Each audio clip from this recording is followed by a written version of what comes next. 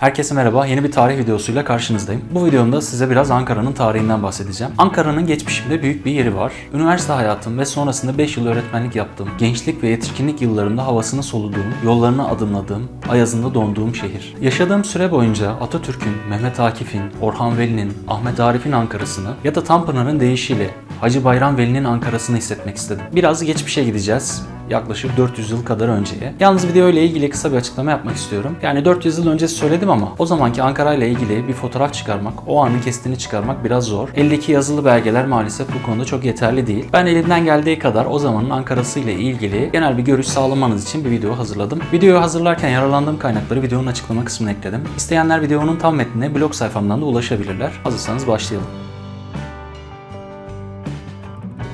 Ol kal'a Angarya ile yapıla, bir bilgin kişi anın için Angora demiştir.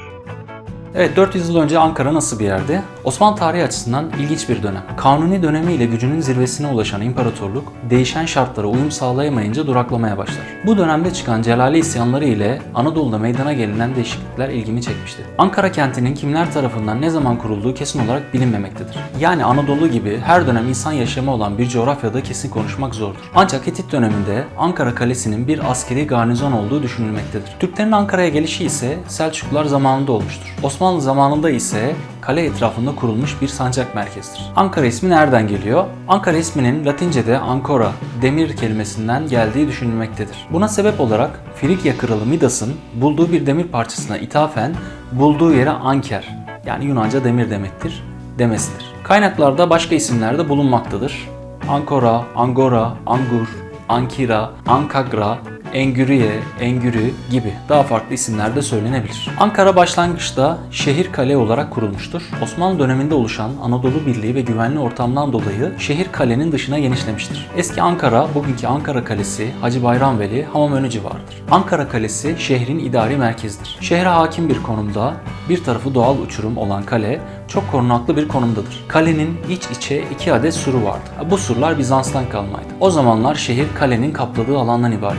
Evliya Çelebi, Ankara Kalesi'nin Roma zamanında 7 yıl boyunca 40 bin işçinin zor şartlarda çalıştırıldığı için Angarya ismi verildiğini söyler. Şehir ismi için başka bir rivayet daha. Osmanlı dönemi kalenin bir özelliği de mesken olarak kullanılmasıdır. Bugünkü gibi. Kale içerisinde 5 Müslüman, bir de gayrimüslim mahallesi bulunuyordu. Kale sakinleri kalenin bakım onarım işlerinden de sorumluydu. Kale halkı bu görevlerinden dolayı vergiden muaf tutulmuşlardır. Konum olarak da kale içi güvenlikten dolayı olsa gerek şehirdekilere oranla daha pahalıydı. Zengin ailelerin evleri bahçeli, birkaç odalı iken şehirdeki evlerin büyük kısmı bir oda, bir taphane yani misafir odası ve hayattan küçük bir avlu, belki de küçük bir havuzdan ibaret. Şehirde 20 civarında cami, 100'e yakın mahalle mescidi bulunuyordu. Bugün de kullanılan ve en bilinenleri Hacı Bayram Veli, Ahi Şerafettin, Cenab-ı Ahmet Paşa Camisi'dir. Şehrin merkezi Bedesten denilen çarşıdır. Yanında Ahi Şerafettin Camisi bulunur. Osmanlı Ankara'sı Anadolu eyaletine tabi bir sancaktır. Ankara sancağı Kasaba, Çubuk,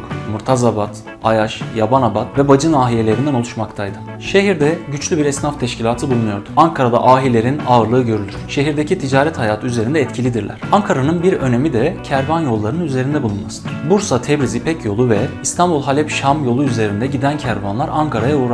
Dönem Ankara'sında sicillerden tespit edilen çok farklı meslekler bulunmaktadır. Arpacılar, aktarlar, bakkallar, bennalar, berberler gibi. Bu meslekler içerisinde kuşkusuz ki en önemli olanı sofla ilgilenenler.